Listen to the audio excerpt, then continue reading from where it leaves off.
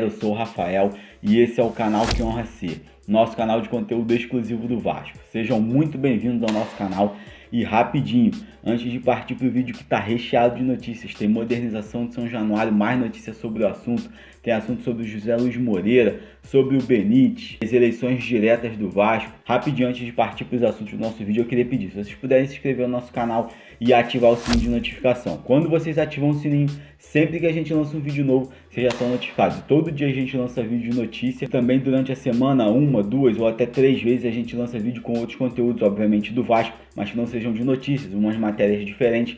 E vocês também são notificados. Qualquer vídeo que a gente lançar, sempre que a gente lança o vídeo, se você ativa o sininho, você é notificado. A primeira notícia, galera, é sobre o José Luiz Moreira. O blog Futebol Coisa e Tal do Jornal Extra fez uma matéria muito interessante sobre o José Luiz Moreira, os bastidores do Vasco, como ele atua, desde quando ele entrou, como tem sido, como ele tem atuado dentro dos bastidores do Vasco para fortalecer o Vasco, e a gente está vendo que está dando resultado realmente, né? A matéria diz o seguinte, diz que assim que ele entrou no Vasco, ele procurou conversar com as lideranças do grupo, para saber os problemas, saber o que estava faltando, como estava sendo o dia a dia. Trouxe o Antônio Lopes, comunicou a chegada do Antônio Lopes para diretor de futebol do Vasco. E na gestão mesmo da pasta do futebol, ele reviu contratos, rediscutiu algumas funções dentro do clube e aí foi desenhando o plano de ação, o qual ele iria colocar em prática, né? Passou a ter comando mesmo no departamento de futebol, mais empatia com os jogadores, o que é muito importante também. E o ambiente foi se tornando cada vez melhor e hoje o Vasco tem um ótimo ambiente de trabalho. Deu carta branca ao Ramon para montar o time, para fazer da maneira como ele achasse melhor. Ele tem o respaldo dos jogadores, ele ganhou o voto de confiança dos jogadores. Zé Luiz Moreira já trabalhou no Vasco durante muitos anos, na gestão de Eurico Miranda. Ultimamente, em 2015, acho que na última passagem dele pelo Vasco, ele teve alguns atritos com o Euriquinho e por isso preferiu sair, mas sempre foi um grande colaborador do Vasco, sempre trabalhou muito no Vasco e agora voltando ao Vasco, conseguindo desenvolver um bom trabalho. Deixa a sua opinião aí, galera, sobre o José Luiz Moreira, benfeitorias dele para o futebol do Vasco e a melhora significativa, né, no departamento de futebol do Vasco. Galera, e o Tribunal de Justiça, a 42ª Vara Civil de Justiça do Rio de Janeiro, concedeu a liminar ao Mussa, presidente da Assembleia Geral do Vasco, para suspender a reunião do Conselho Deliberativo que estava marcada para hoje, que visava a suspensão do Mussa. Estava, né, afastar o Mussa do cargo. O que está acontecendo? O Mussa convocou a Assembleia Geral para a votação sobre as eleições diretas no Vasco, o que é muito importante, é o futuro do Vasco que está em jogo, talvez seja uma das ações mais importantes do Vasco nos últimos 50, 60 anos, essas eleições diretas. E aí uma turma lá dentro do Vasco quer, junto com as eleições diretas, mudança do estatuto. Algumas partes, isso aí foi o que eu li, né? Algumas partes da mudança do estatuto são boas, mas outras não são boas não são nada boas. Se a galera ler realmente, principalmente no que diz respeito aos beneméritos, isso não é nada bom para o futuro do Vasco, nem para a democracia do Vasco. Aí o Mussa está convocando as eleições diretas e essa parte aí política do Vasco quer que seja convocada a reforma do estatuto e dentro da reforma do estatuto seja votada as eleições diretas. O sócio não tem a opção de escolha, se ele quer só a eleição direta, se ele quer a reforma do estatuto e a eleição direta, ou se ele quer só a reforma do estatuto. Essa turma quer que seja votada junto, para que com as eleições diretas o povo fique olhando bem para as eleições diretas e outras coisas da reforma do estatuto que não são boas para o Vasco, mas são boas para os grupos políticos dentro do Vasco, passem junto. E o Mussa não convocou só as eleições diretas e a Justiça concedeu a liminar que a votação sobre as eleições diretas aconteça provavelmente no domingo, e agora concedeu uma liminar que suspende essa reunião do Conselho Deliberativo que visava afastar o Mussa. Deixa a sua opinião aí sobre esse assunto muito importante da política do Vasco também, galera. Na noite dessa quinta-feira, galera, numa live na Vasco TV, o presidente Alexandre Campelo, o CEO da W Torre, Luiz Fernando Davantel, bem o Pedro Seixas. A live foi o Greg lá da assessoria do Vasco, da Vasco TV.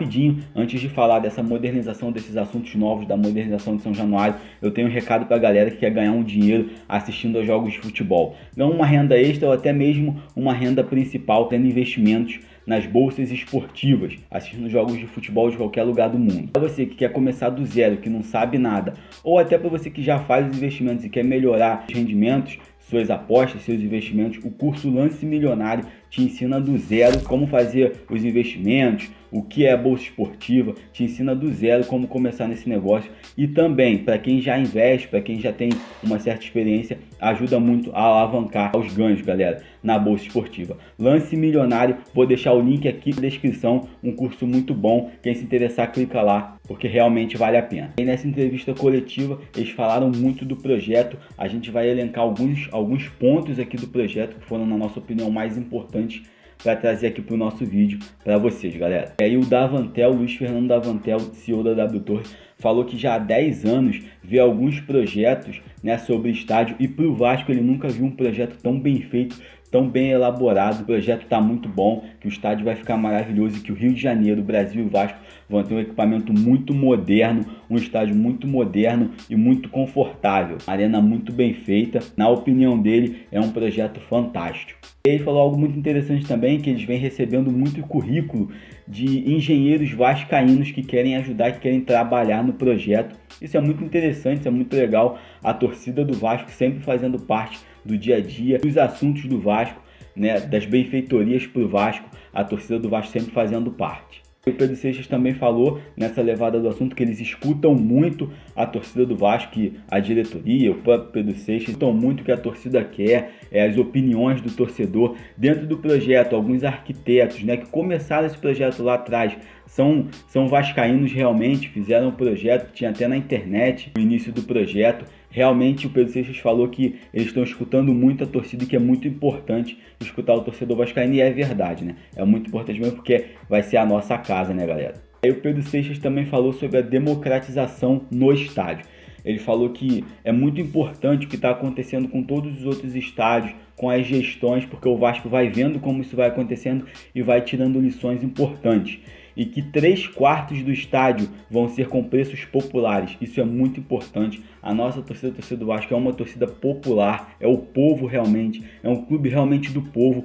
E aí, mais ou menos como a Muralha Amarela, lá no estádio do Dortmund, vai ter em São Januário também, já foi apelidada Barreira do Vasco, fazendo alusão à comunidade ali que cerca São Januário, a Barreira do Vasco. Passa para mais ou menos 30 mil pessoas, pulsando o estádio, torcendo, pulando o jogo todo. Vai ter uma parte do estádio com muito conforto, camarote, vai ter cadeira, vai ter uma parte do estádio muito confortável, até luxuosa, vai ter uma parte um pouco mais confortável para quem quer assistir o jogo sentado, e vai ter essa parte bem popular para as torcidas que fazem a festa, que botam pressão no adversário. Sempre foi assim em São Januário. Eu acho isso muito bom, muito importante. Eu particularmente gosto muito de ficar ali atrás do gol, pulando igual um maluco. Eu sempre fui em São Januário desde moleque e eu sempre gostei. Já fiquei na cadeira, mas não é a mesma coisa. Pra gente que é torcedor, que sempre gostou de ir na arquibancada, não é a mesma coisa. Eu gosto muito de ficar na arquibancada. Do Vasco realmente tendo vez, tendo voz, como sempre foi no Vasco. Espaço para mais ou menos 30 mil pessoas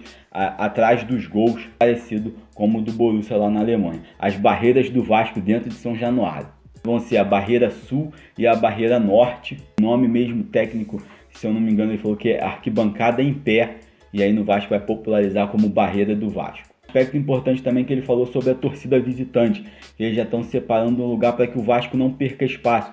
Hoje em São Januário o Vasco perde mais ou menos 2.000 lugares para separar a torcida visitante da torcida do Vasco. Eles estão tentando separar um lugar estratégico, que a torcida visitante entre sem ter contato nenhum com a torcida do Vasco e que o Vasco não perca espaço dentro do estádio.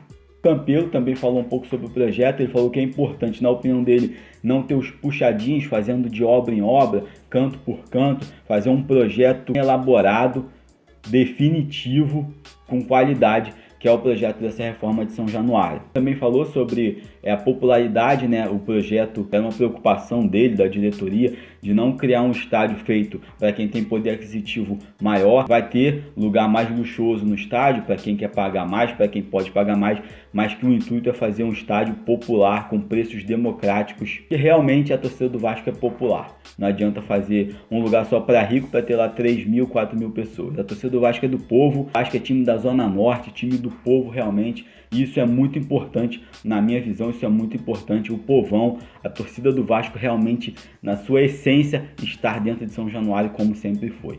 Aí o CEO da W Torre falou sobre a capacidade, que 43 mil lugares é uma ótima capacidade, e de 40 a 45 mil lugares ele falou que é o ideal, porque o bom é que durante todo o ano não baixe de 70% a lotação do estádio, que não fique abaixo desses 70%, e que se você faz um estádio muito grande, como tem muitos jogos na temporada, pode ser que alguns jogos tenham público menor do que 70%. O Campelo falou de algumas características, que vai ser um estádio muito moderno, muito bonito, mas sem perder a essência de Caldeirão. Quando o adversário chega para jogar lá em São Januário, realmente tem a vida dura. Sinta que não é fácil jogar contra o Vasco dentro de São Januário. Ou seja, um estádio moderno, um equipamento moderno que vai trazer retorno financeiro para o Vasco. Estádio bonito, preservando a fachada.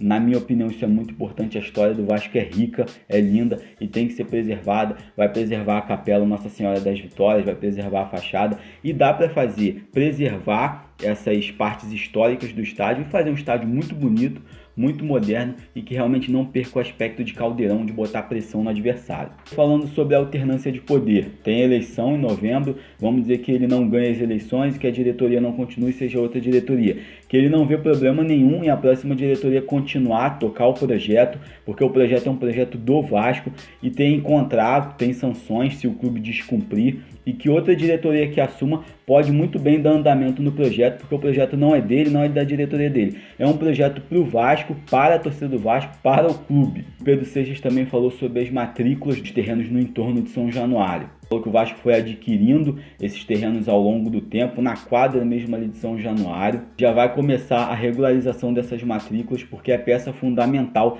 para que o investidor se sinta seguro em construir e fazer um investimento para a construção, para a reforma do estádio, né? Ficando rapidinho, para quem não sabe o que é matrícula do imóvel é documentação onde constam todas as informações daquele imóvel. Inclui tudo, a localização, o proprietário, alterações de proprietário, tamanho, né, a metragem. E aí o registro aposto na matrícula é o que realmente transfere um imóvel, um terreno, para o seu nome, né, para o nome de quem vai passar a ser o proprietário, no caso. Ou seja, é o documento onde constam todas as informações daquele terreno, daquele imóvel, né, galera? Falando sobre o naming rights do estádio, ele falou que o Campelo falou, né, que dentro do estádio, algumas áreas, alguns setores do estádio vai ser vendido o naming rights. Não falou de vender o nome do estádio, e sim alguns setores dentro do estádio, né? Eu acho isso muito importante porque, não pode, na minha visão, né, não sei a visão de todo mundo, todos os torcedores, na minha humilde visão, vender o nome de São Januário, a gente chamar São Januário pelo nome não seria muito maneiro, né?